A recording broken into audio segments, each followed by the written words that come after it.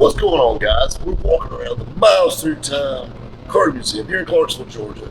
You know, like I said, we done went through the antique stores. We looked at all these cool cars, and this is the guy that started all this. You know, it started in Tacoma, Georgia. Now they moved to a larger place here in Clarksville.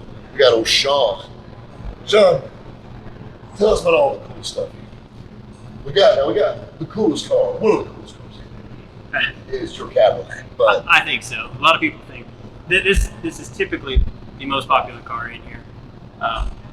It changes sometimes. It really just depends on what car is in here as to what people gravitate to.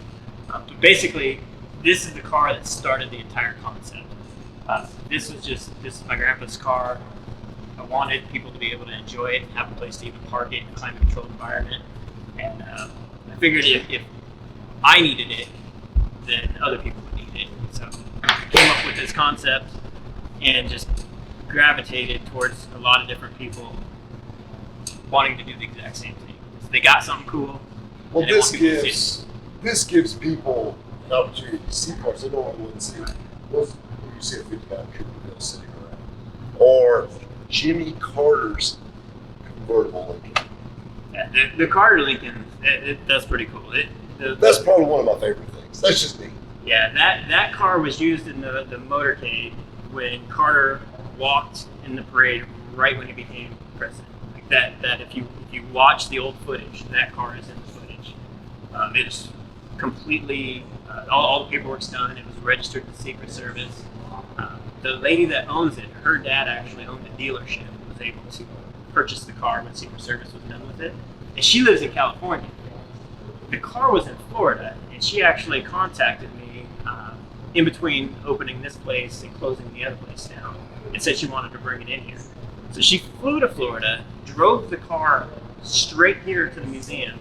I opened the back door for her. She drove the car straight into the museum, grabbed her stuff out of the trunk, and I took her back to the airport, so she flew home to California. We weren't even done yet here. And once it's done here, by the end of the year, first of next year, it'll go to the Carter Museum in Atlanta. That's cool. That's really cool. And that's neat. That's American history right there. That's cool stuff. And that's right here in Clarksville, Georgia, the Miles Through Time Car Museum. That's just one of many cool things.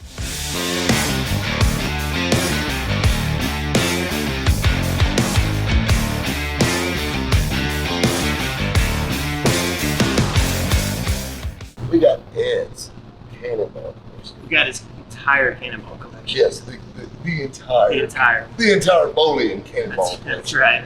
I it's so funny, and especially the way you got them staged. You got the Broadcase Audi, of course you got the $1,500 2904 car, and you got the car that he actually won, or took the Cannonball record with. So it's like good, better, best, you know? That's pretty much, yeah. And but I mean, in that car, that's what drew me. That's how I met it, was through that car. And so it's just so neat to see it there, because I think it's history. That's just not a Grandma Mercedes that happened to be a V8. You know, like it's a good one. It's a nice car. We drove it in here. It brought each car individually. It drove each one up here and just flipped me the keys. And then when we were actually able to bring them into the museum, we're the ones that actually drove them in.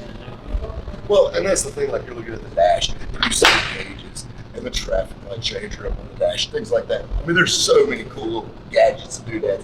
And that's what it takes to be competitive in the Cannonball, especially at the time when he did it. Right.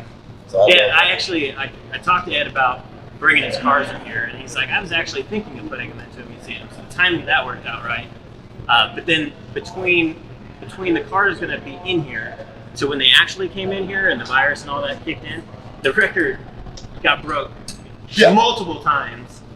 But initially, it was the active standing record holder when the car was originally supposed to come in here. Right. Which, and I mean, that's the thing. I mean, records are made to be broken. And everybody's took a stab at it. I've heard it's been beat again since then. Now it's just a free-for-all on that. But like I said, Ed's been working for a long time. I mean, in the Cannonball, the 2904, I mean, the C2C, he's that name, and he's that guy. I mean, that's the car. You know what I mean? At the end of the day, that's what people know. And it held the record for the longest, in the recent runnings. You know, because now it's like every other month, like somebody beats it. It held years. You know, so it's kind of a cool thing all the way around.